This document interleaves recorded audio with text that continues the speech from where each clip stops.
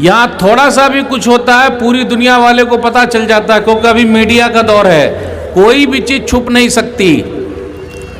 वैसे राकेश यादव जी ने कहा बाबरी मस्जिद के बारे में, लेकिन मैं तो यही कहूँगा कि सुप्रीम कोर्ट के जरिए ये हुआ है, हम सम्मान करते हैं, हम इज्जत करते हैं, हम एहतराम करते हैं। हमें सुप्रीम कोर्ट पर, हाई कोर्ट पर, लोअर कोर्ट पर सब पर भरोसा है। भरोसा है कि नहीं भाई? सब पर भरोसा है।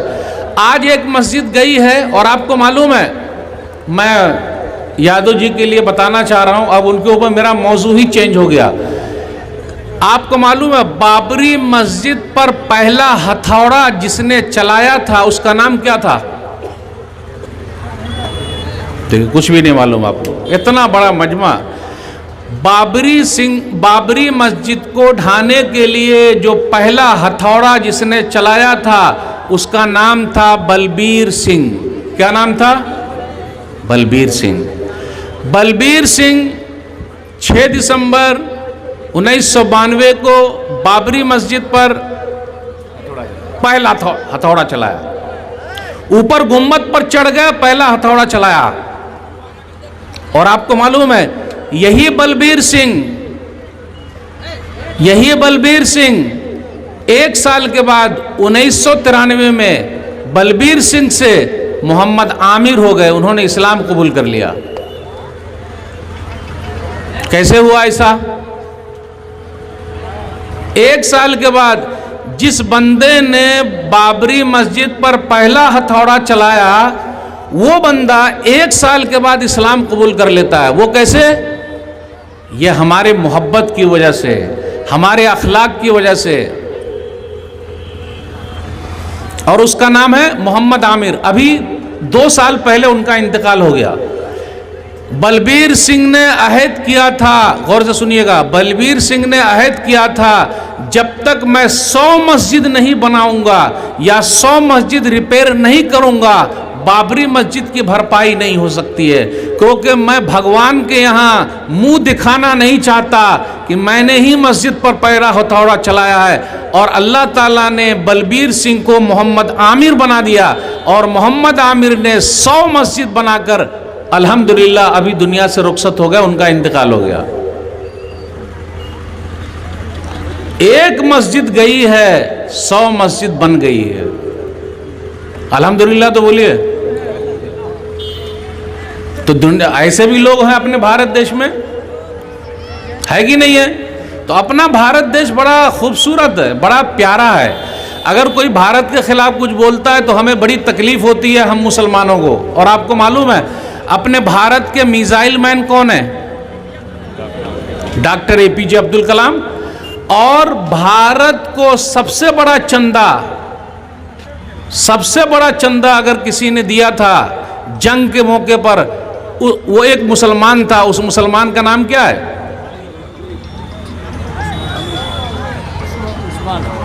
मीर उस्मान अली। मीर उस्मान अली ने, जो हैदराबाद के नवाब थे, 5 टन या 6 टन सोना दे दिया था।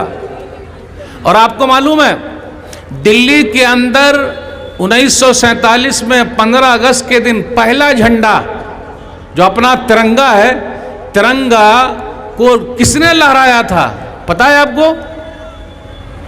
कुछ भी नहीं मालूम। पढ़िएगा तब ना आगे बढ़िएगा। कैप्टन शहनवाज खान, कैप्टन शहनवाज, जिन्होंने पहला तिरंगा, पहले अंग्रेजों का तिरंगा जो था, अंग्रेजों का जो था झंडा, उसको नीचा किया, उतारा और अपने भारत का झंडा लहराया। और आपको मालूम है भारत का ये तिरंगा झंडा किसने बनाया है? मेरा उन्वान ही बदल गया आप लोगों को देखकर। भारत का ये तिरंगा झंडा किसने बनाया है पता है आपको? एक मुसलमान औरत है जिसका नाम है सुरैया तैयब जी। 3 कलर वाला ना, 3 कलर वाला, ये 3 कलर वाला भारत का झंडा बनाने वाली एक औरत है जिसका नाम है सुरैया तैयब जी। तो हमने भारत को बहुत कुछ दिया है और हम देते जा रहे हैं। और आपको मालूम है ताजमहल से भारत के खजाने में करोड़ों रुपया आ रहा है, करोड़ों रुपया ताजमहल से आ रहा है, लाल किला से आ रहा है, हुमायूं का मकबरा उससे आ रहा है। मैं ये सब इसलिए बताना चाह रहा हूं कि आपको तारीख याद होनी चाहिए। अगर नहीं याद कीजिएगा तो जवाब कैसे दे पाइएगा। लड़ाई झगड़ा नहीं करना है, लेकिन बताना तो है कि भाई हमने बहुत कुछ किया है। मुझे बड़ी खुशी हुई राकेश यादव जी की ये बात सुन के। अब मैं आप लोगों से कहता हूं कि आप उनके लिए दुआ कीजिए कि अल्लाह ताला उनके दिल को भी इस्लाम के लिए फेर दे। दुआ तो कीजिए, आमीन तो बोलिए। उनके दिल में इस्लाम की मोहब्बत पैदा कर दे। जिस तरह आज ये हमारे मंच पर यहाँ हैं, जन्नत में भी ये हमारे साथ रहें। आमीन तो बोलिए, बोल ही न रहे। कितना अच्छा मौका है। तो इतना अच्छा मौका कभी नहीं मिलेगा और हमेशा हम दुआ करते रहेंगे उनके लिए कि हमारा मंच जब भी सजे और हम लोग जब दावत दे तो वो यहाँ आते रहें। ज़रूर आइए, आपको भी अच्छा लग रहा होगा। यहाँ कोई टेंशन नहीं, किसी तरह कोई मसला नहीं। यहाँ देखिए कितने प्यार मोहब्बत की बातें हो रही है। अच्छी बात है कि नहीं भाई।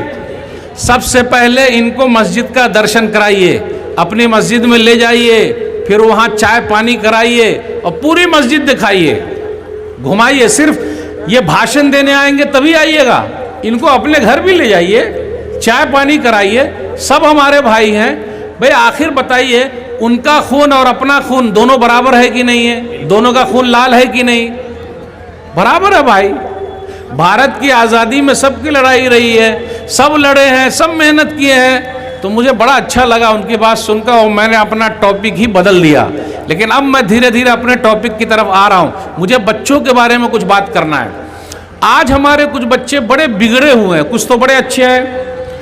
अगर अच्छा बना तो मोहम्मद शमी हो गए, अच्छे बने तो मोहम्मद शमी हो गए, खेल की दुनिया में आगे हैं। खराब हुए तो देख ही रहे हैं आप, खराब लोग इधर उधर घूम रहे हैं। और जो पढ़ाई लिखाई नहीं करेगा वो आगे नहीं बढ़ सकता, बल्कि वो हमेशा पीछे रहेगा। इसलिए पढ़िए, आगे बढ़िए। बेटियां भी पढ़ेगी तब ना आगे बढ़ेगी। प्रधानमंत्री जी कहते हैं बेटी पढ़ाओ बेटी बचाओ, है ना। बेटी पढ़ाओ बेटी बचाओ। तो बेटिया को पढ़ाइए और बेटिया को बचाइए और आगे लेके जाइए। माशाल्लाह इतना बड़ा मजमा और रात के इतने बजे लगभग 12 बज रहे हैं और आप लोग सब मुझे सुन रहे हैं। जबकि मैं बंगला जानता नहीं, लेकिन मेरी उर्दू आप लोगों को थोड़ा बहुत भी समझ में आ रही है अल्हम्दुलिल्लाह। 100% आ रही है समझ में। चलिए अल्हम्दुलिल्लाह। तो वो 3 मंदिर का नाम याद रखिएगा।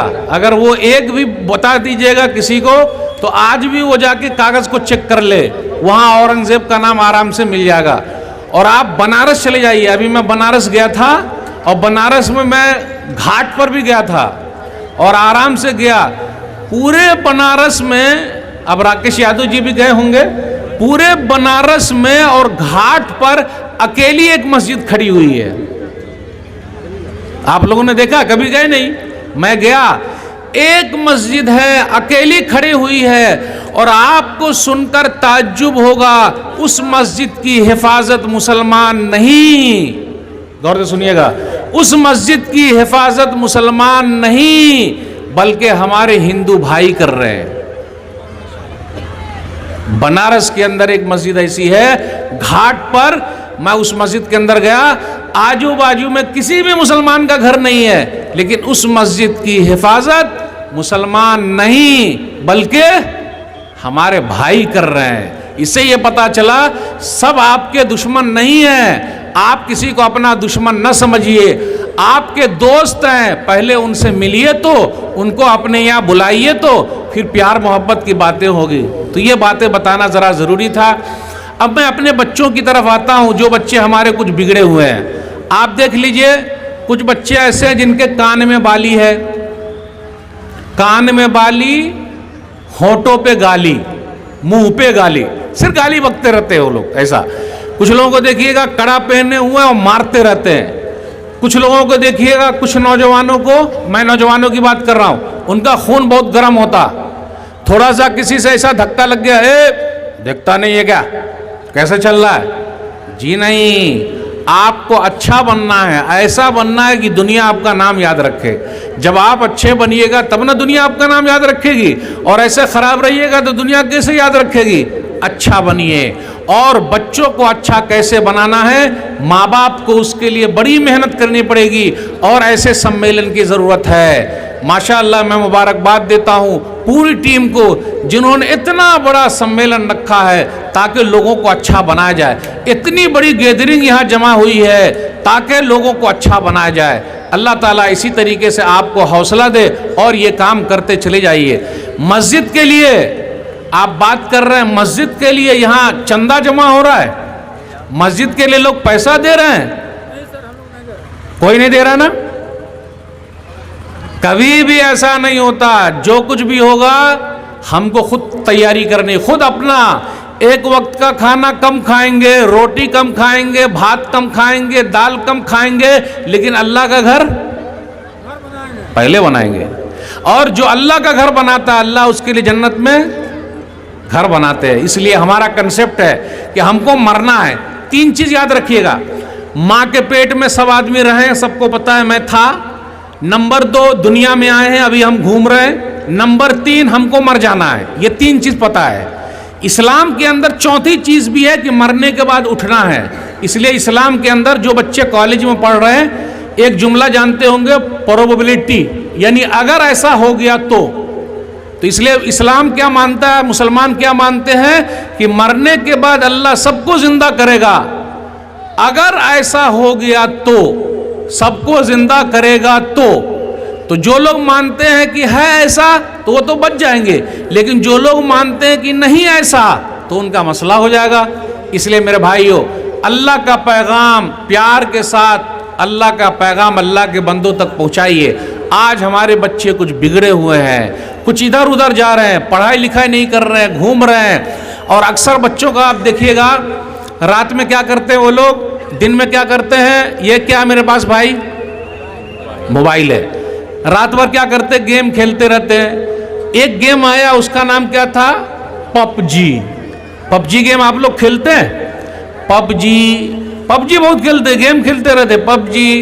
हारे बाप जी इतना लोग लगे रहते उसमें पबजी गेम में, पूरा आंख देख लीजिए एकदम लाल लाल हो जाती है रात भर गेम खेल कर।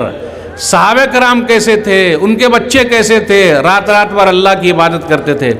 सही बुखारी किताब तहज्जुद हदीस नंबर 1122, नेमर रजुल अब्दुल्लाह लौकान युसल्ली मिनल लैल।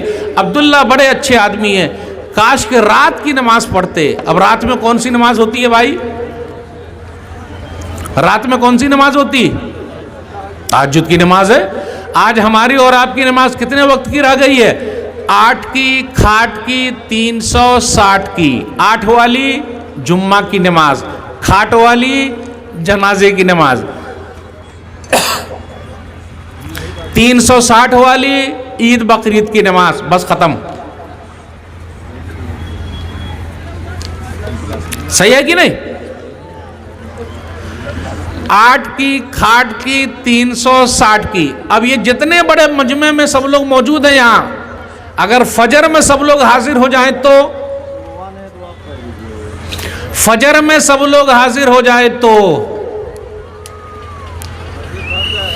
आज फलस्तीन के अंदर बैतुल मक़दिस इसराइल के कब्जे में है। इसराइल का कहना यह है कि अगर सब मुसलमान फजर के नमाजी हो जाए तो हमारा बैतुल मक़दिस उनके हाथ में चला जाए, फजर के नमाजी।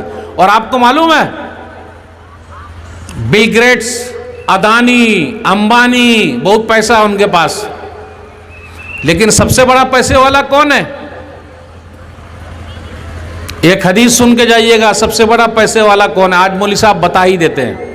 सही मुस्लिम किताब सलातुल मुसाफिरिन हदीस नंबर 725, रकअतल फज्र खैरुम मिनद दुनिया व मा फीहा। जिसने फजर के वक्त की 2 रकअत सुन्नत पढ़ ली उसके पास पूरी दुनिया और पूरी दुनिया में जितना सामान है सब मौजूद है। अल्लाहु अकबर। फजर की 2 रकअत सुन्नत। आज ये मोबाइल हमारे पास है, हमारा अगर कोई चीज गिर जाए तो हम क्या बोलते हैं? ओह आह, ऐसा करते ना।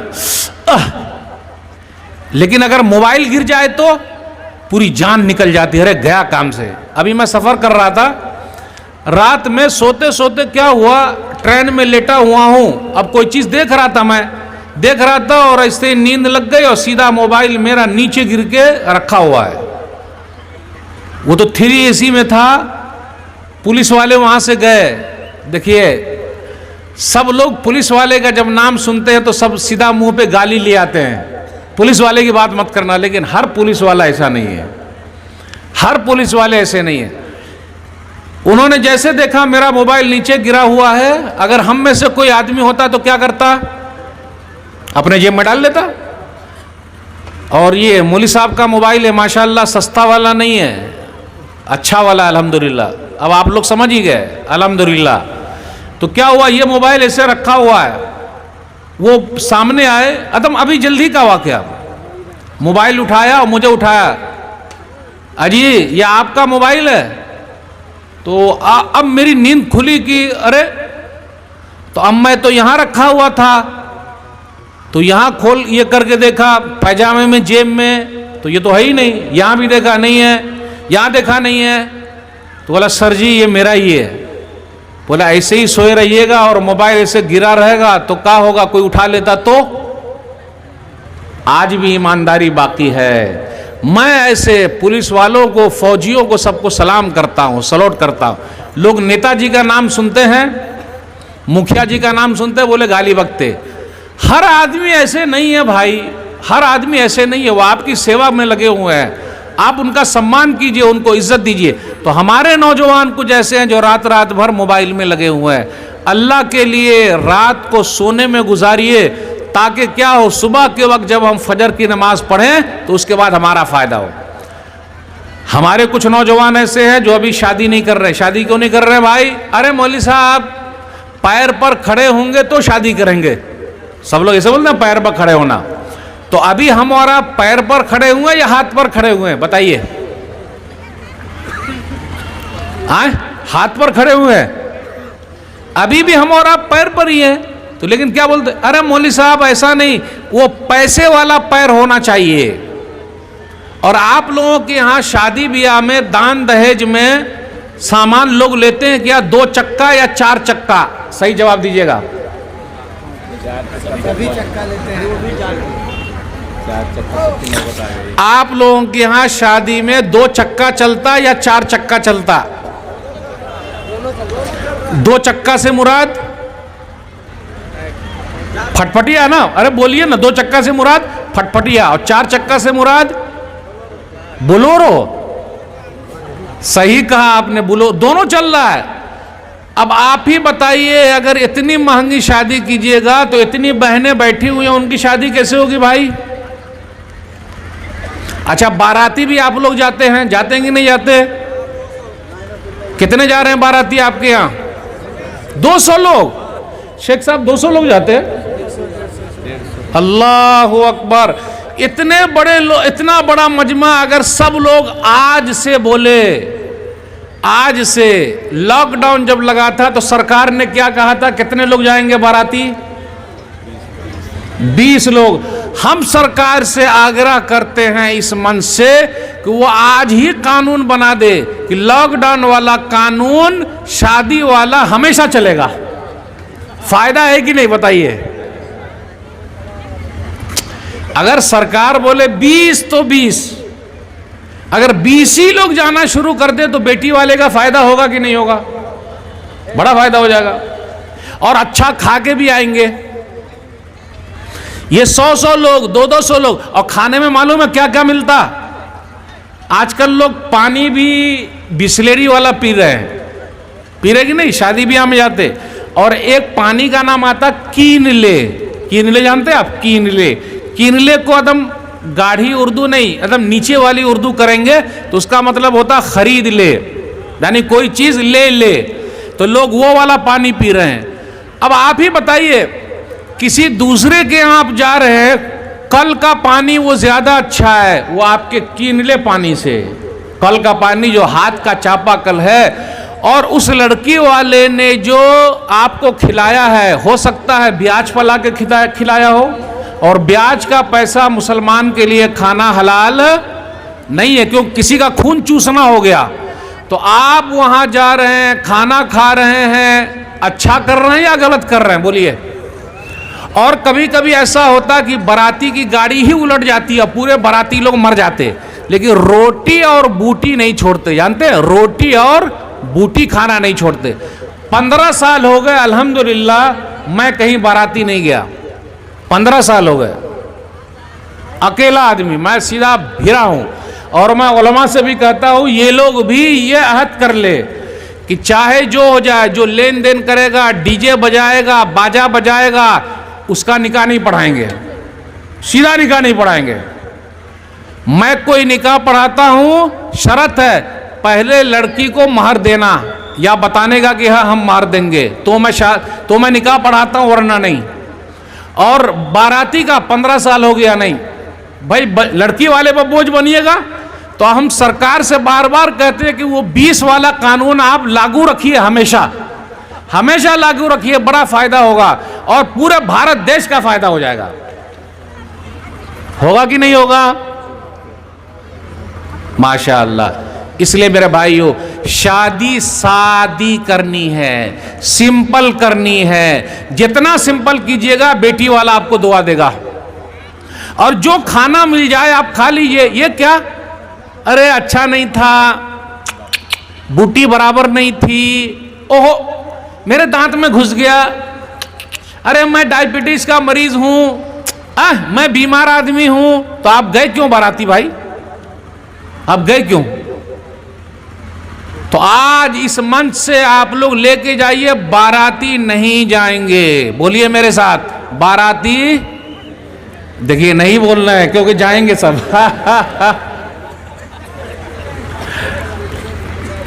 अरे बोलिए ना मेरे साथ, बाराती नहीं जाएंगे। हाँ जाएंगे।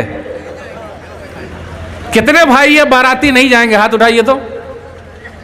शेख सबका नाम लिख लीजिए, सबका नाम लिखिए और कैमरा घुमाइए। मोबाइल से अभी फोटो ले रहे हैं, हाथ उठाइए। ये लोग बारात नहीं जाएंगे अब, बस खत्म। जैसे मैं 15 साल से नहीं जा रहा हूं, तो अगर मेरा साथ 15 लोग भी दे दें तो बहुत है भाई। नहीं जाना है तो नहीं जाना है, क्योंकि लड़की वाले पर बोझ क्यों बनना? बेचारा दिल से नहीं खिलाता है। उससे जाके पूछिए, ब्याज पर पैसा लाया है, जमीन बेच के पैसा लाया है, कहां कहां से पैसा लाया है, कैसे आपको खिला रहा है, और आप खाना खाने जा रहे हैं। और जब आपकी मेहमान नवाजी अच्छी नहीं हुई, अरे का खिलाया, जूता मारा, सही नहीं था, ये है वो है, गए कहे को। तो आहद कीजिए जी, हमें नहीं जाना, शादी एकदम सिंपल करनी है। अपने यहाँ कुछ नौजवान ऐसे हैं जो आंख लड़ाने में भी बहुत आगे आगे। जानते हैं आंख लड़ाना? लाइन मारना, लाइन मारना जानते कि नहीं जानते? भाई कोई महिला जा रही है, आप सम्मान कीजिए, उसकी इज्जत कीजिए। वो किसी की माँ है, किसी की बहन है, किसी की बेटी है, किसी की फूफी है, किसी की खाला है। अगर आपकी माँ को, आपकी बेटी को, आपकी बहन को, आपकी खाला को, आपकी फूफी को कोई लाइन मारे तो अच्छा रहेगा? जिस तरह हम चाहते हैं हमारी बेटी, हमारी फूफी, हमारी माँ, हमारी बहन, हमारी खाला है, उसी तरह भारत के अंदर भी जितने लोग बसते सबका सम्मान